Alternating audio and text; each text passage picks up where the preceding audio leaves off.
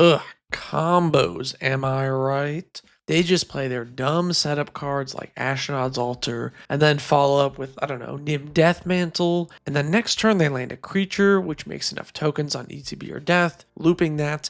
Perhaps it's a Marionette Master, and then they just win, assuming nobody has instant speed interaction, graveyard hate, or destroyed any of the combo pieces on a previous turn.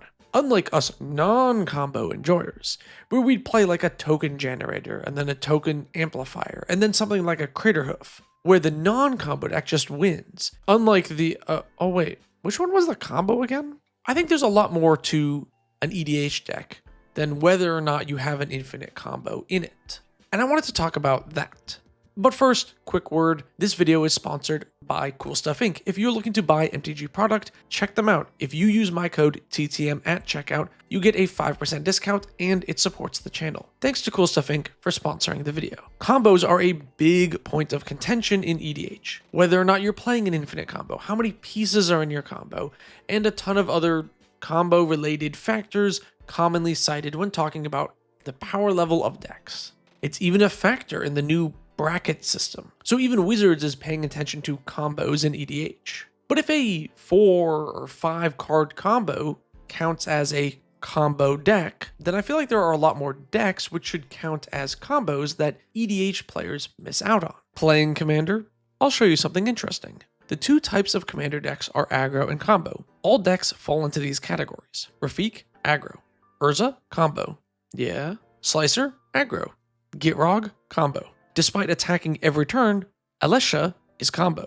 This is a meme I found on Reddit some time ago. Forgive me, I could not find the original post, but this got me thinking a lot. All Commander decks can kind of be put into these two broad categories, aggro and combo. In terms of gameplay, these will be large categories. Please forgive me for stretching the definitions of aggro and combo here. I'm really more talking about the functional gameplay than the traditional roles that aggro, combo, control, and mid-range play into a larger metagame. So what is a combo? The most obvious example might be Thassa's Oracle and Demonic Consultation. You cast Oracle, the effect is on the stack, you play Consultation, and name a card not in your deck, and then you win the game. The card literally declares it, you win the game. This is the strongest combo in EDH. As of right now, who knows what power creep Wizards has coming up.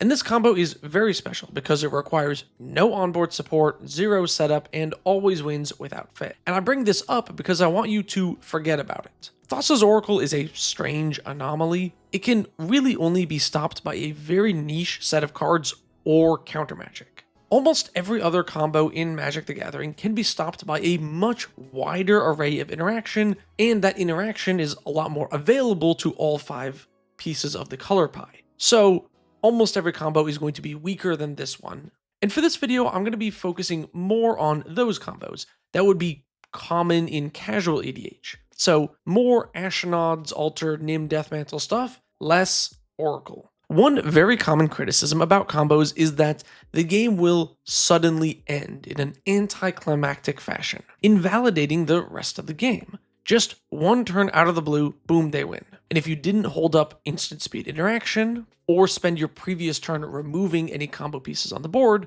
then you paid the biggest price and lost. A lot of players don't like this type of play pattern, which is totally fine, but blaming it exclusively on infinite combos is not accurate. There is a class of cards which when used in certain ways are effectively the same. When you create an I win scenario, certain cards make excellent finishers. Certain finishers that create so much value or damage they effectively say you win the game are functionally combos in terms of gameplay. Crater Hoof was my earlier example, but you can do this with a lot of other big, powerful, splashy finishers like Eerie Ultimatum. If your deck is self-milling into Eerie Ultimatum plus Haste Enabler, that's effectively a combo, right? You just set yourself up to win instantly when you play the card. I remember I had an old Keranos deck. It was some classic blue-red control stuff. And I wanted a big, flashy finisher that wasn't a combo. You see, I really like the epic mechanic. It has flaws, such as locking you out of playing Magic the Gathering, but I think it's very funny to copy an epic spell, since you get multiple epic triggers if you copy the original. So the goal of the deck was to copy the spell as much as I could, usually by setting up some cards that would copy spells, playing a board wipe, and then I would cast 4 or 5 Eternal Dominions in one go. And what happened was everyone would say, huh, that's neat. I haven't seen an epic spell before. And then they would concede. Because, I mean, yeah, how would they win from there? And eventually I took apart the deck because it played like a combo deck. I would do A, B into C and win the game right then and there. And personally, that wasn't what I was looking for. So I ended up swapping my control deck to the other category, which is aggro. And by aggro, I mean incremental damage or advantage. So right now I'm playing Sig River Cutthroat as a goad politics deck. Any deck that wins slowly, incrementally, would be in this aggro category. So Krenko, which makes a bunch of tokens and attacks for 10 damage a turn, aggro. Krenko that is built around untapping and tapping with an impact tremors in play to win in one go, that's a combo. Incremental mill, awful deck, terrible strategy, but in the aggro category, this is an incremental slow advantage. Using Painter's Servant and Grindstone is obviously a mill combo. So there are a few lessons we can learn from this. Now you might be thinking, ooh, EDH needs more restrictions and big finishers should be game changers or banned or whatever. But I hope that's not the lesson you take from this. If you are a player who hates combos, but personally plays things like Craterhoof, Eerie Ultimatum, or Cabal Coffers with an X spell, or anything like this that is just functionally an I win the game button, perhaps it's time to broaden your horizons and try out some new decks.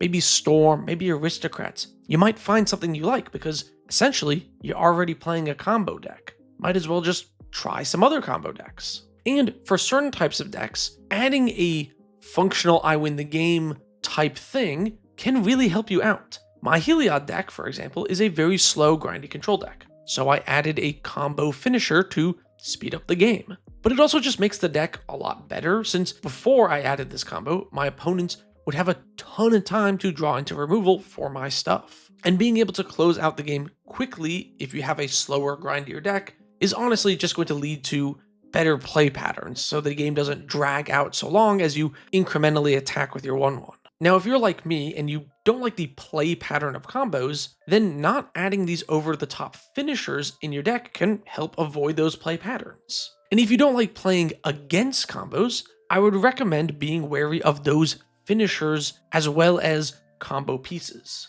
I see a ton of players get caught off guard because they tapped out against a deck that was gearing up for a massive overrun type effect because they assumed that the other player wasn't playing combos, or they were told that they weren't playing combos, or something like that. Personally, I really like when games end with the more aggro style of incremental damage or mill, or drain, or whatever else. It makes the games feel scrappy and close. Nothing is more exciting than a commander game where all 4 players are in single-digit life totals. So if you're looking to have more of those types of aggro games at your pods, here are some suggestions. Now, of course, if you have a regular play group, y'all can make up any rules you want, but it's hard to say to a random group of strangers, do you have any cards in your deck that when played with the correct setup usually win the game? Because unless they watch this video, nobody's going to know what the hell you're talking about. So here are a few ways you can get the games to turn out being a little bit more aggro if you want them to be. One is going to be the Trinket Mage classic of play more removal.